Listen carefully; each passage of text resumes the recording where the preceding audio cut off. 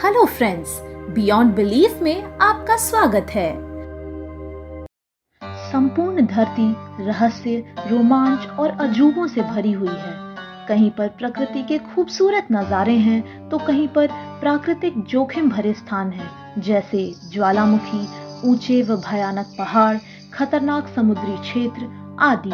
लेकिन हम किसी प्राकृतिक अजूबे की बात नहीं कर रहे हैं। दुनिया में वैसे तो कई भूतहा, खतरनाक, रहस्यमय और रोमांच से भरे स्थान हैं। आज हम आपको एक ऐसी रहस्यमय जगह के बारे में बताने जा रहे हैं जिसके बारे में आपने शायद पहले नहीं सुना होगा।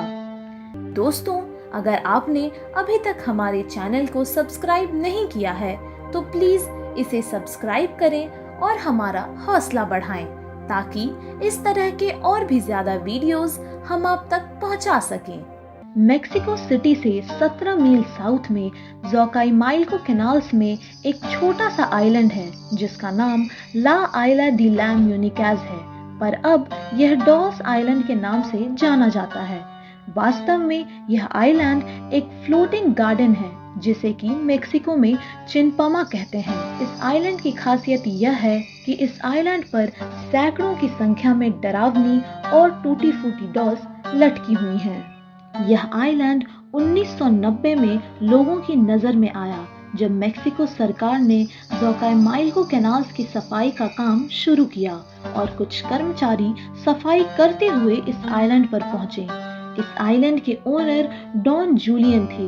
वे इस आइलैंड के बारे में जानने के लिए अपना परिवार छोड़कर यहाँ रहने आए और तकरीबन 50 साल तक यहीं रहे।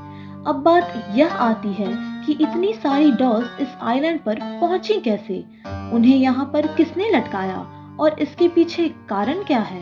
इसकी कहानी भी बड़ी रोचक है।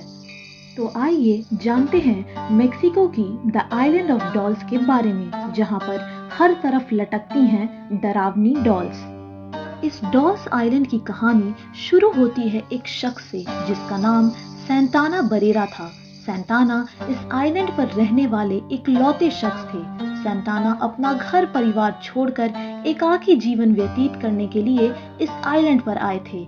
उनके इस आइलैंड पर आने के कुछ दिन बाद इस आइलैंड के किनारे एक बच्ची की डूबने से मौत हो जाती है, जो कि वहां अपने परिवार के साथ घूमने आई थी।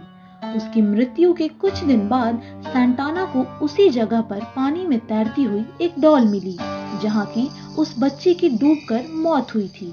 सेंटाना उस डॉल को निकालते हैं और न जाने क्यों उन्हें ऐसा यकीन होता है कि उस डॉल में उस लड़की की आत्मा है और यदि वो इसे आइलैंड पर लटका देंगे तो वो आत्मा उन्हें परेशान नहीं करेगी।